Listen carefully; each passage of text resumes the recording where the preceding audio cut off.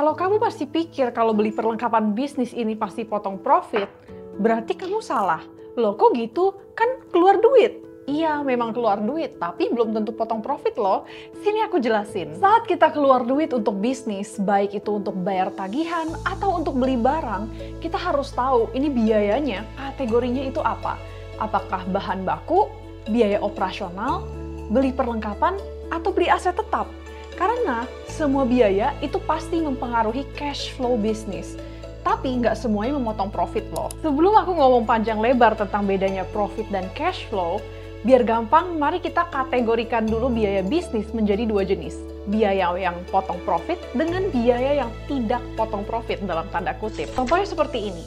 Yang di bagian potong profit, kenapa dia dibilang potong profit? Karena dia dicatat di laporan laba rugi. Nah, yang termasuk kategori ini adalah HPP dan biaya operasional. Nah, HPP itu biaya bahan baku dan tenaga kerja langsung. Kalau biaya operasional itu seperti sewa tempat, listrik, air, gaji karyawan tetap, dan lain-lain. Nah, untuk kategori yang tidak potong profit, nah dia itu tidak tercatat di laporan laba rugi saat biayanya keluar, saat cashnya keluar kayak gitu. Nah, ini contohnya beli aset lancar seperti perlengkapan bisnis dan juga beli aset tetap seperti properti, mesin, kendaraan. Nanti baru dijelasin kenapa dia tidak memotong profit. Nah, yang suka bikin business owner pemula bingung adalah mengkategorikan biaya bisnis dengan tepat. Nah, contohnya aku kan bisnis dekor. Kalau misalnya ada bunga-bunga hidup, itu bakal masuk ke HPP. Karena sekali pakai, habis itu udah kelar untuk orderan tersebut doang gitu. Tapi untuk barang-barang seperti bunga artificial yang bisa dipakai berkali-kali, itu bakal aku masukin ke aset lancar atau perlengkapan bisnis. Dan nanti saat udah rusak, baru tercatat di laporan laba rugi. Bingung ya? Nah, biar nggak bingung, langsung aja kita bahas mulai dari biaya yang memotong profit dan yang paling pertama itu HPP. Seperti yang tadi udah aku jelasin, harga pokok penjualan atau HPP itu contohnya seperti bahan baku, tenaga kerja langsung. Nah, dalam kata lain, variable cost dalam suatu bisnis. Nah, kenapa dibilang variable cost? Karena biaya-biaya tersebut pasti akan ikut naik kalau penjualan bertambah. Buat contoh aja, anggap kamu nih bisnis kafe. Nah, yang termasuk sebagai HPP itu barang-barang seperti biji kopi, susu, gula, pokoknya barang-barang yang kamu butuh untuk bisa memproduksi produk yang kamu jual. Dan ini pasti memotong profit ya. Dan bahkan untuk kamu bisa hitung laba kotor bisnismu bulan ini, kamu harus tahu HPP bisnismu bulan ini berapa. Karena laba kotor itu sama dengan sales dikurangi HPP. Dan untuk mendapatkan angka HPP ini juga ada rumusnya. Nah, aku nggak bakal bahas terlalu dalam, tapi kurang lebih rumusnya seperti ini. Beginning inventory ditambah purchase dikurangin ending inventory dan kamu akan dapat HPP bulan ini. Nah, beginning inventory itu adalah saldo bahan baku atau persediaan bahan baku di awal periode ini. Dan purchase adalah pembelanjaan bahan baku baru di periode ini, dan ending inventory adalah saldo persediaan bahan baku kamu di akhir periode. Selain HPP, ada lagi nih biaya yang memotong profit bisnis, yaitu biaya operasional. Nah, ini sih jelas banget ya, udah pasti memotong profit bisnis, karena dia aja berhubungan dengan keberlangsungan operasional bisnis yang bukan berhubungan langsung dengan produk. Nah, contohnya itu seperti gaji karyawan tetap gitu, terus listrik, air. Nah, bedanya dengan HPP, kalau HPP itu pasti bertambah. Kalau penjualan bertambah, kalau biaya operasional itu sering disebut sebagai fixed cost, karena mau penjualannya 0 atau penjualannya 1000, biaya operasional perubahannya tidak akan secara langsung mengikuti pertambahan sales. Dan juga untuk dapat angka laba bersih bisnismu bulan ini, kamu harus tahu biaya operasionalnya berapa. Karena sales dikurangin HPP, dikurangin biaya operasional, baru kamu bisa dapat net profit atau laba bersih bisnismu. Sebelum aku lanjut ke kategori biaya bisnis yang tidak memotong profit, kalau kamu suka belajar tentang keuangan atau bisnis, jangan lupa untuk like dan subscribe biar kamu nggak ketinggalan video berikutnya. Kita masuk ke kategori selanjutnya, yaitu biaya yang tidak potong profit. Dan yang pertama itu supplies atau perlengkapan bisnis. Nah, biasanya business owner pemula itu kalau beli atau belanja perlengkapan bisnis sering banget dikira HPP. Padahal Sini, ada bedanya dan bahayanya. Kalau bahan baku HPP, itu kan memotong profit ya, seperti yang tadi udah aku jelasin. Nah, tapi kalau beli perlengkapan bisnis, itu tidak memotong profit. Jadi kalau kamu salah kategorikan biaya bisnis, ini malahan bisa bikin hitungan profit bisnismu agak-agak ngaco. Perlengkapan bisnis itu perintilan bisnis yang bisa dipakai berkali-kali sebelum rusak.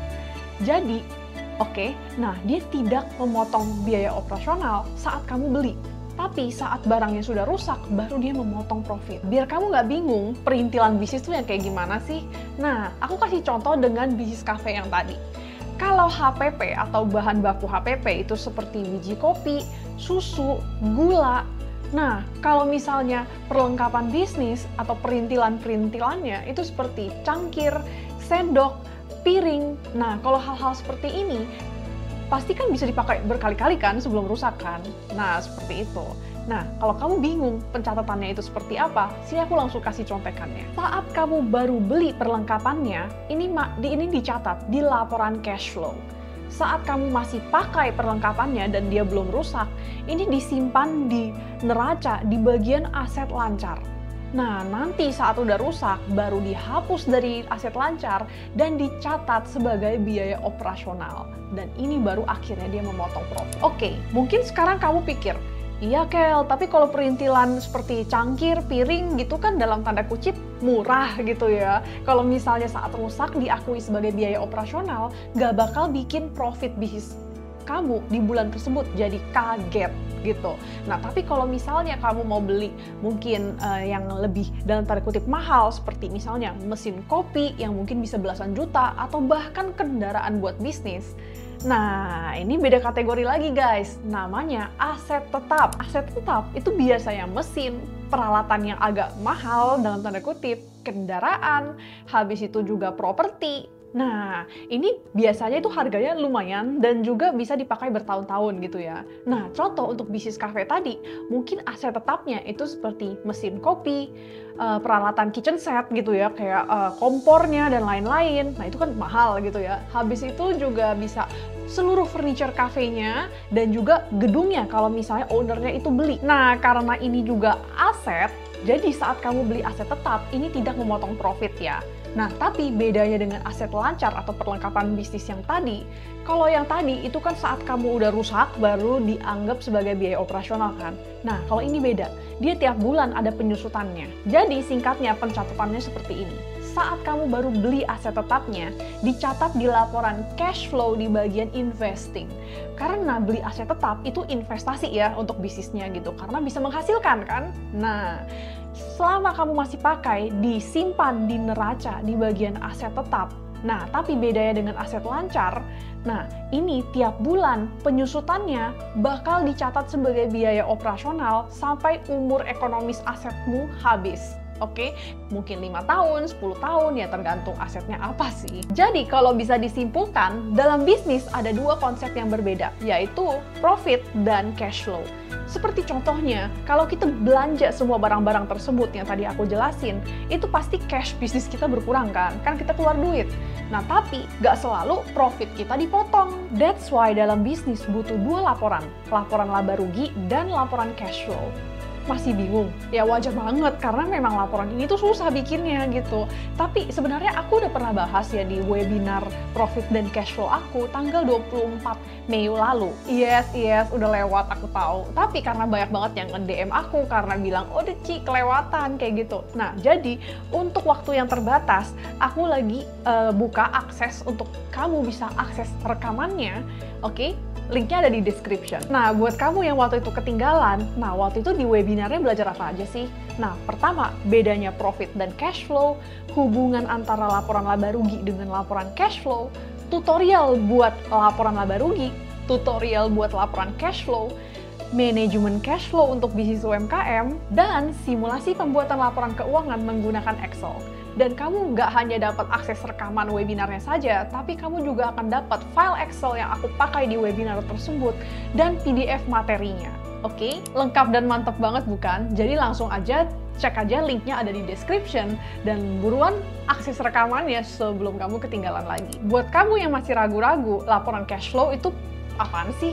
Emang penting banget. Nah, nggak apa-apa, karena dulu aku juga pernah melakukan kesalahan yang sama gitu ya. That's why langkah selanjutnya adalah untuk nonton videoku yang ini, di mana kamu bisa kenalan dulu dengan laporan cash flow itu kurang lebih seperti apa dan fungsinya itu buat apa. Thanks for watching dan sampai jumpa lagi di videoku yang ini.